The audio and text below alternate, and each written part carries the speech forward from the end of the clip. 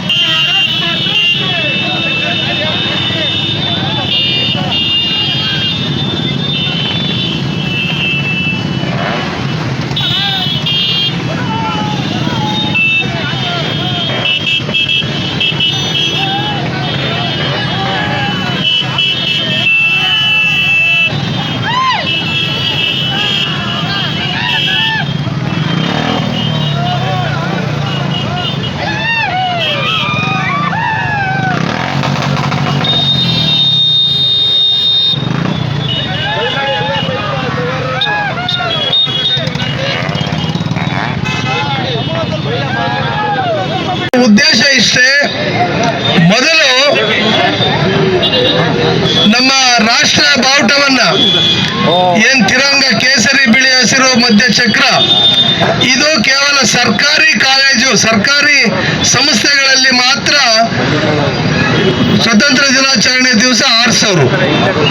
ಮೋದಿ ಅವರು ಇಡೀ ದೇಶವ್ಯಾಪ್ತಿ ನಾಗರಿಕರು ಕೂಡ ಅವರವರ ಮನೆ ಮೇಲೆ ಅಥವಾ ಅವರ ವಾಹನಗಳಲ್ಲಿ ಕಟ್ಕೊಂಡು ಓಡಾಡಬಹುದು ಅಂತ ಒಂದು ಹೊಸ ನಿಯಮವನ್ನು ಮಾಡಿದ್ರು. ಇದು ಉದ್ದೇಶ ಇಷ್ಟೇ, ಪ್ರತಿಯೊಬ್ಬರಿಗೂ ದೇಶಭಕ್ತಿ ಬರಲಿ, ರಾಷ್ಟ್ರೀಯ ಪ್ರಜ್ಞೆ ಬರಲಿ. ನಮ್ಮ ದೇಶದಲ್ಲಿ ಏನಾಗಿದೆ, ಎಲ್ಲರನ್ನೂ ನಾವು ಸ್ವಾಗತ ಮಾಡ್ತೀವಿ, ನಮ್ಮತನ ನಾವು ಮರಿತೀವಿ. ನಮ್ಮ ಹರ್ಘರ್ ತಿರಂಗ ಅಂತ ಯಾಕೆ ಹೇಳ್ತಾರೆ ಅಂದ್ರೆ, ಪ್ರತಿ ಮನೆಗೂ ನಮ್ಮ ರಾಷ್ಟ್ರ ಧ್ವಜ ಅಂತ, ತಿರಂಗ ಅಂದ್ರೆ ರಾಷ್ಟ್ರ ಧ್ವಜವನ್ನು ಹಾರಿಸಬೇಕು. ಪ್ರತಿಯೊಬ್ಬ ಹೃದಯದಲ್ಲೂ, ಭಾರತೀಯರ ಹೃದಯದಲ್ಲಿ ರಾಷ್ಟ್ರಭಕ್ತಿ ಬರಬೇಕು ಅನ್ನೋ ಉದ್ದೇಶದಿಂದ ಏನು ಕ್ವಿಟ್ ಇಂಡಿಯಾ ಚಳವಳಿ ಮಾಡಿದ್ರು. ಅವತ್ತಿಂದ ನಮ್ಮ ಸ್ವತಂತ್ರ ದಿನಾಚರಣೆವರೆಗೂ, ಅವತ್ತಿನ ದಿವಸ ಬಾಂಬೆಯಲ್ಲಿ ಏನು ಘೋಷಣೆ ಮಾಡಿದ್ರು ಮಹಾತ್ಮ ಗಾಂಧಿಯವರು, ಆ ದಿವಸ ಅಂತ ಲೆಕ್ಕ ಹಿಡ್ಕೊಂಡು ಮತ್ತೆ ನಮ್ಮ ಸ್ವತಂತ್ರ ಬಂದ ದಿವಸ ಮಧ್ಯರಾತ್ರಿ ಅಲ್ಲಿವರೆಗೂ ಎಲ್ಲರ ಮನೆ ಮೇಲೂ ತಿರಂಗ ಅಂದ್ರೆ ನಮ್ಮ ರಾಷ್ಟ್ರ ಧ್ವಜ ಹಾರಾಡಬೇಕು ಅನ್ನೋ ಉದ್ದೇಶದಿಂದ ಮೋದಿ ಅವರು ಹೇಳ್ತಾರೆ.